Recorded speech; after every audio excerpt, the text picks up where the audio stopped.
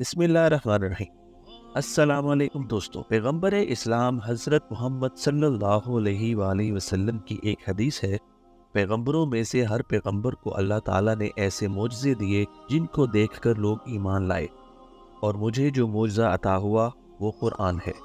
बुखारी बाबुल एतिसाम। ये इरशाद हमारी तलाश के सही रुख को मुतय्यन करता है। वो बताता है कि रसूल की रिसालत को पहचानने के लिए आज हमारे पास जो सबसे बड़ा ज़रिया है वो किताब है जिसको रसूल ने ये कहकर पेश किया था कि वो इसके पास खुदा की तरफ से उतरी है। कुरान रसूल का नुमाइंदा भी है और रसूल के रसूल बरहक होने की दलील भी। कुरान की वो क्या खसूसियात हैं जो ये साबित करती हैं कि वो खुदा की तरफ से उतरा है। इसके बहुत से पहलू हैं, यहाँ हम चंद पहलुओं का मुख्तसरन जिक्र करेंगे। इस सिलसिले में सबसे पहली चीज़ जो कुरान के तालिब इल्म को मुतासिर करती है वो कुरान का चैलेंज है, जो 1400 बरस से दुनिया के सामने है, मगर आज तक इसका जवाब न दिया जा सका। कुरान में बार बार ये ऐलान किया गया है कि जो लोग कुरान के किताब इलाही होने के बारे में मुश्तबे हैं, वो इसको महज अपने जैसे एक इंसान की तसनीफ समझते हैं। वो एक ऐसी किताब बनाकर पेश करें, बल्कि इसके जैसी कोई एक ही सूरत बनाकर दिखा दें। कुरान कहता है, वइन कुंतुम फी रैबिम मिम्मा नज़्ज़लना अला अब्दिना फ़अतू बिसूरतिन मिन मिस्लिही वदऊ शुहदाअकुम मिन दूनिल्लाहि इन कुंतुम सादिक़ीन। तर्जुमा: अपने बंदे पर अपना जो कलाम हमने उतारा है, अगर इसके कलाम इलाही होने के बारे में तुम्हें शुबा है, इसके जैसी एक सूरत लिख कर ले आओ, और खुदा के सिवा अपने तमाम शुहदा को भी बुला लो अगर तुम अपने ख्याल में सच्चे हो। सूरतुल बकरा आयत 23। ये एक हैरत अंगेज दावा है जो सारी इंसानी तारीख में किसी भी मुसन्निफ ने नहीं किया, और ना बाकायदे होश हवास कोई मुसन्निफ ऐसा दावा करने की जुर्रत कर सकता, क्योंकि किसी भी इंसान के लिए ये मुमकिन नहीं दोस्तों कि वो एक ऐसी किताब लिख दे जिसके हम पाया कोई दूसरी किताब न लिखी जा सकती हो। हर इंसानी तसनीफ के जवाब में इसी दर्जे की दूसरी इंसानी तसनीफ तैयार की जा सकती है। कुरान का ये कहना कि वो एक ऐसा कलाम है जैसा कलाम इंसानी ज़हन तख्लीक नहीं कर सकता, और 1500 बरस तक किसी इंसान का इस पर कादिर न होना कतई साबित करता है कि ये एक गैर इंसानी कलाम है। ये खुदाई मंबा है, डिवाइन ओरिजिन से निकले हुए अल्फाज हैं, और जो चीज़ डिवाइन ओरिजिन से निकली हुई हो, इसका जवाब भला कौन दे सकता है। तारीख में चंद मिसालें मिलती हैं जब इस चैलेंज को कबूल किया गया।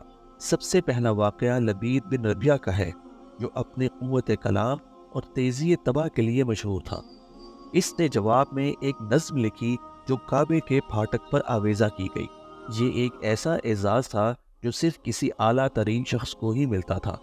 इस वाक़ये के जल्द ही बाद किसी मुसलमान ने कुरान की एक सूरत लिख कर इसके करीब ही आवेज़ा कर दी।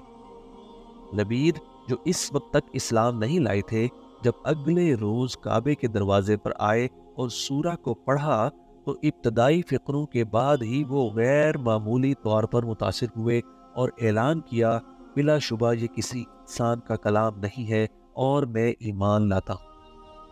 हत्ता कि अरब का ये मशहूर शायर कुरान के अदब से इस कदर मुतासिर हुआ कि इसकी शायरी छूट गई। बाद में एक मरतबा हज़रत उमर रज़ी अल्लाह ताला अन्हु ने इनसे अशार की फरमाइश की तो उन्होंने जवाब दिया, जब खुदा ने मुझे बकरा और आले इमरान जैसा कलाम दिया है तो अब शेर कहना मेरे लिए ज़ेबा नहीं। दूसरा इससे ज़्यादा अजीब वाक़या इब्ने मुक़फ़्फ़ा का है, जिसको नक़ल करते हुए एक मुस्तशरिक वोल्स्टन अपनी किताब Muhammad his life and doctrine में लिखता है, कुरान के एजाज़े कलाम के बारे में मोहम्मद की शेखी गलत नहीं थी। ये इस वाक़ये से साबित हो जाता है जो इस्लाम के क़याम के 100 साल बाद पेश आया। दोस्तों, वोल्स्टन जिस वाक़ये के बारे में इशारा कर रहा है, हम आपको बताते हैं कि वो वाक़या क्या था। मुनकिरीन मज़हब की एक जमात ने ये देखकर कि कुरान लोगों को बड़ी शिद्दत से मुतासिर कर रहा है, ये तय किया कि इसके जवाब में एक किताब तैयार की जाए। उन्होंने इस मकसद के लिए इब्ने मुक़फ़्फ़ा से रुजू किया, जो इस ज़माने का एक ज़बरदस्त आलिम, बेमिसाल अदीब اور غیر معمولی ذہین و طبع آدمی تھا۔ ابن مقفع کو اپنے اوپر اتنا اعتماد تھا کہ وہ راضی ہو گیا۔ اس نے کہا کہ میں 1 سال میں یہ کام کروں گا، البتہ اس نے شرط لگائی کہ اس پوری مدت میں اس کے تمام ضروریات کا مکمل انتظام ہونا چاہیے تاکہ وہ کامل یکسوئی کے ساتھ اپنے ذہن کو اپنے کام پر مرکوز رکھے۔ نصف مدت گزر گئی تو اس کے ساتھیوں نے یہ جاننا چاہا کہ اب تک کیا کام ہوا ہے۔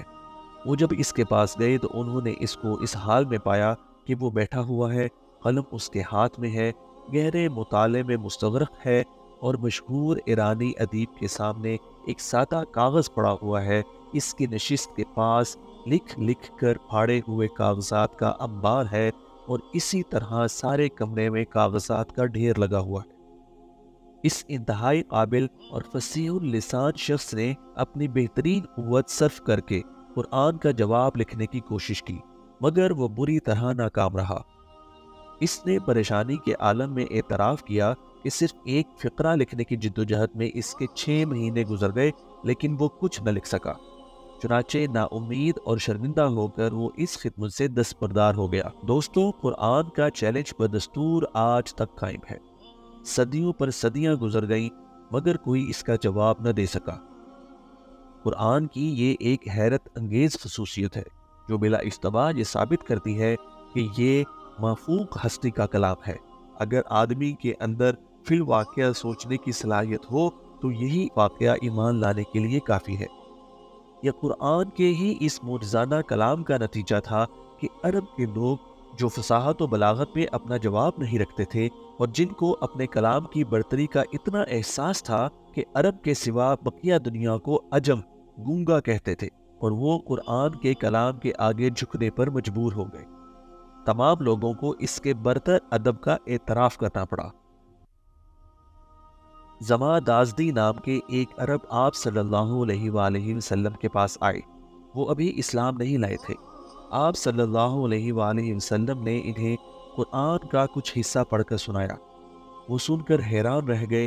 ان کی زبان سے بے اختیار یہ فقرہ نکلا: خدا کی قسم، میں نے کاہنوں کی بولی، جادوگروں کے منتر اور شاعروں کے قصائد سنے ہیں، مگر تمہارا کلام کچھ اور ہی ہے، یہ تو سمندر تک میں اثر کر جائے گا۔ مسلم باب تخفیف الصلاح۔ دوستو، اس طرح کے بے شمار اعترافات ہیں جو قدیم تاریخ میں بھی موجود ہیں اور حال کے واقعات میں بھی۔ ماضی قریب کے کچھ ایسے ہی واقعات جاننے کے لیے ہمارے ساتھ جڑے رہیے اور اس سیریز کی اگلی قسط کا انتظار کیجیے۔ شکریہ۔